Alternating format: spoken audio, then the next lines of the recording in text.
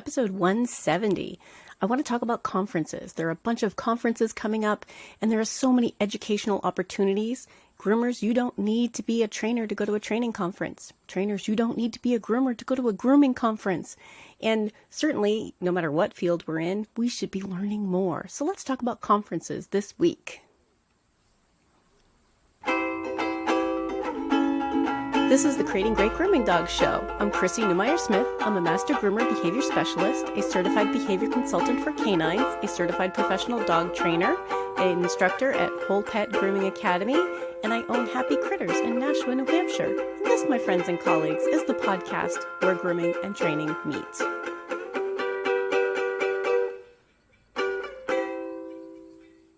When we talk about conferences, there are so many opportunities for us. I am getting ready right now. So as we're speaking right now, it's early September of 2022, and I'm getting ready for the Hershey Groom Expo. That one's coming up. I'm going to be teaching Understanding Fear, Frustration, and Stress, and I'm going to be teaching a safety policy, having a safety policy. So those are two classes I'm teaching. And then I'm going to attend so many classes. I love attending classes. If you haven't been to a conference, whether that be a grooming conference or a training conference, part of what we get from going to these things is that we are exposed to other professionals in our industry, or perhaps professionals in a different industry, because groomers and trainers need to talk more, but we're also exposed to new ideas. And I really like learning new stuff, even if it means that some of my older thoughts need to be replaced. And I think that's really important. We don't always think about that. We're like, oh, great, I'll learn some new stuff. Like we're always just enhancing. But what if we also have to think about, is something I've been doing maybe ineffective, or could be more effective if I did it differently? Or maybe perhaps I've been causing problems that I didn't know I was causing, to be able to replace information with other new information. And I think that that's really fun. Not everyone thinks it's fun, but I think it is. So I want you to think about, if you go to a conference, what kind of topics are you interested in? And step outside of your comfort zone. Take a class that you think you know. And what I mean by that is, take a class that you think, oh, I already do that. Because that's the one that you might really learn something from. Or, even better, you could walk away feeling like, I really do know all of that. Woohoo! Awesome. I'm on the right track. Nothing wrong with taking a class that for you feels like review. So I want you to think about, if I take classes, I'm going to take some of the new stuff, but I also need to expand my comfort zone. I'm going to take some classes that I think I've already got, and then I'm going to take some classes that maybe just are feeling like they're not in my reach. So in the training world, when I say like classes that really kind of aren't something I think I'm going to use an awful lot of, that might be one of the sport classes. That might be scent work, or that might be, competition healing. But I'm going to take them anyway, because sometimes there's a portion of that, just a little piece of that suddenly inspires you or makes things connect. And you realize, I could apply that to other things and other settings. So part of why conferences are great is because there's a variety of things going on. Even if it's a conference like the Aggression in Dogs conference coming up this fall. I believe that's the first weekend in October, and you might want to look that one up, the Aggression in Dogs conference. I will try to put links in the show notes. But that conference is definitely going to be about aggression. But, I've been to that conference before, and there's such a wide variety of topics within that topic. So I think that, especially if you're a groomer, you're thinking, oh, difficult dogs is its own topic. But I want you to think back. How many different times have you been taught something like poodle trims? Right? We didn't stop at one class. We didn't stop at one instructor, one guru of the poodle classes, right? We kind of want to learn more. So even if a conference feels very, very specific, or if it's just about shelter work, or if it's just about aggression, or if it's just about competition healing, right? Obedience and stuff, we should still try to tune in. We should still try to find as much information about that as possible. Now, I have a wide variety of interests. I know. You guys probably guessed that. If you've been listening for a while, you know I have a wide variety of interests in the dog world. But each of those start to overlap for me if I expose myself to them. And if I didn't, what would happen is that I would start becoming kind of dull. It would just be the same old stuff all the time. And I find myself searching back through my previous work and thinking, oh, wow, I do things differently now. I do things differently. So groomers, like I said, the Aggression in Dogs conference is coming up. Anytime that there's a dog training conference or something local to you, go for it. Yeah, hop in, talk to somebody there. I find that the more we network with locals who also have different fields that we should be overlapping, the more we network, the better all of our dogs are going to be. There are plenty of dogs for everyone. We shouldn't be worrying about if our service areas overlap or not. We should just be learning from each other and getting to know each other, networking, creating projects together. That's one of the things I really like about conferences also. So as an example, when I started this podcast, that opened the door to me speaking at conferences, which, wow, holy cow. So I'm meeting people who I idolize. I'm having a lot of fun. But some of those people, I've worked on projects with them now. Holy cow, that's so neat. And because we're working on collaborative stuff, we're working on projects together. You see how that can become really an interesting passion project?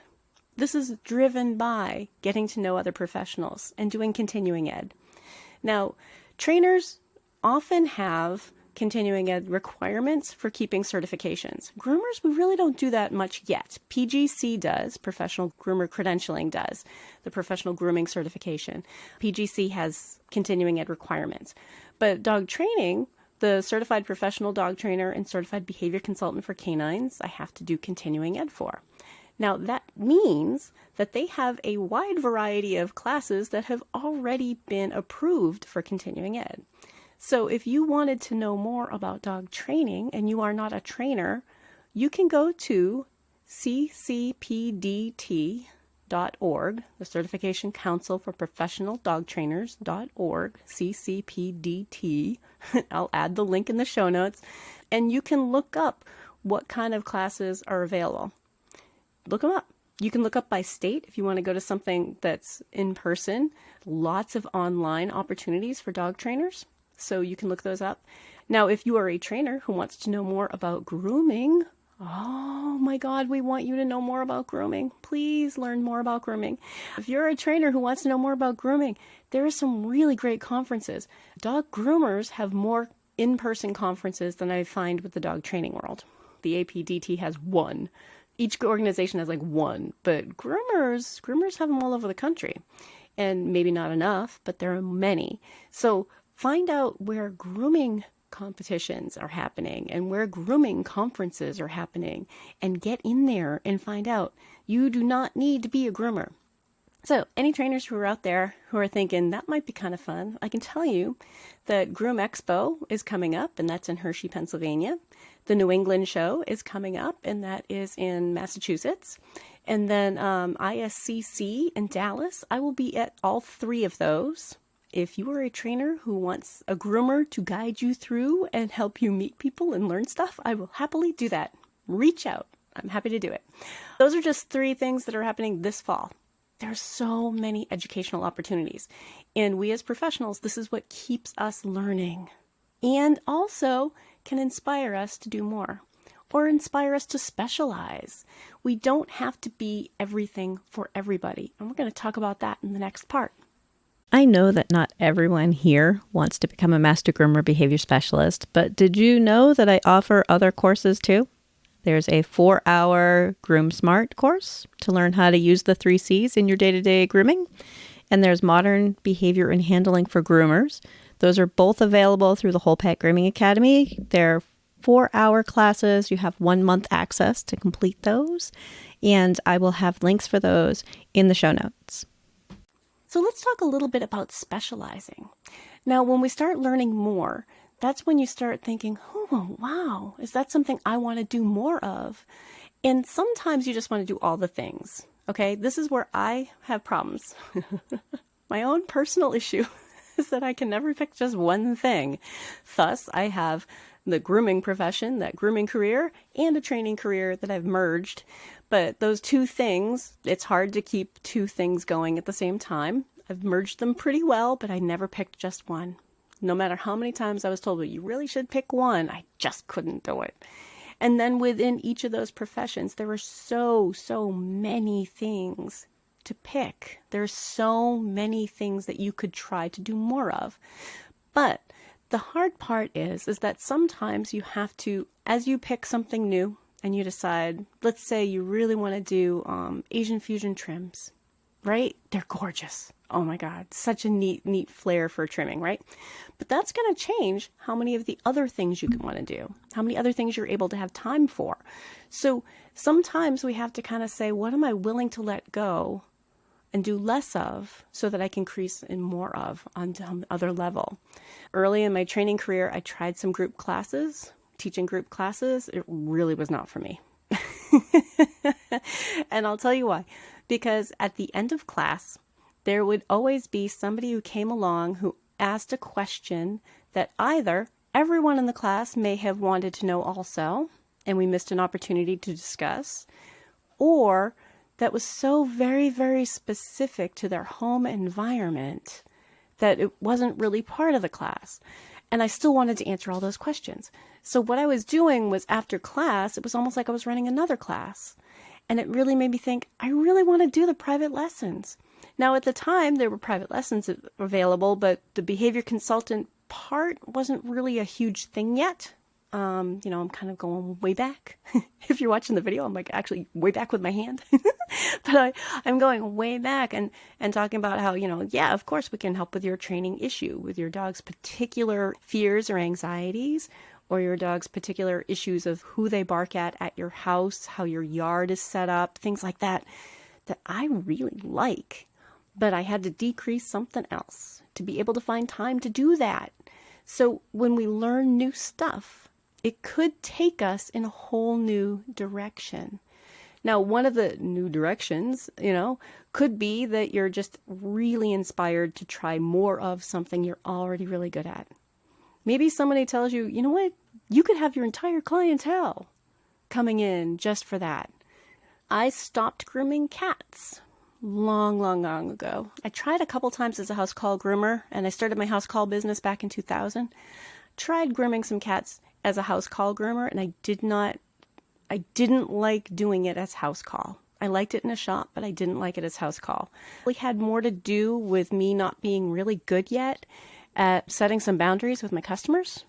Like what you're allowed to do, what you're not allowed to do, how much privacy we might need, how much help I might need. Like that, I think that was probably why I didn't like grooming cats. But now I don't groom cats because you know what? I can't be everything for everyone. And I think that sometimes we get overwhelmed when we go to classes or we get to a conference and we're like, oh, I want to add that and I want to add that and I want to add that too. And you might feel overwhelmed, but it is okay to say, you know what? I am going to stop booking some of these other things so I can book more of this stuff that I really like to do. It's okay to do that. And what I mean by that is to really think about what you like to do. Okay, so when you go to a conference, you might decide that you really enjoy color work on dogs. And if you're a trainer or a non-groomer, you might not know how popular that is right now, but just adding some like little bits of color, yeah, it's super fun. Anyway, that might be something you really want to do. It's going to be a different clientele than some of the clientele you have already. It's okay. I hope, let's throw it out here. I hope that many of you will want to learn more about the behavior stuff. That is its own specialty. And doing that means that you're going to have a lot more dogs who have issues. But behavior work means that you're also teaching them to be good. You're getting paid for all of your time. You're not going to lose money teaching dogs to be good for grooming. But that does leave you with less time for some other types of dogs. Maybe you don't groom cats anymore. Like I don't groom cats anymore. So be thinking about the things that you might be inspired to try more of. And that these conferences are a great opportunity. And maybe it's something you just want to do in your own private life. I know a lot of people don't know that dog grooming conferences have grooming competitions. And wow, oh my God, so cool. That's not my clientele, and I have border collies. I'm not buying a poodle to do competitions with, but I'm in love with the idea of doing competitions. If you have never seen grooming competitions, dog grooming competitions, you're in for a treat. They are really, really cool.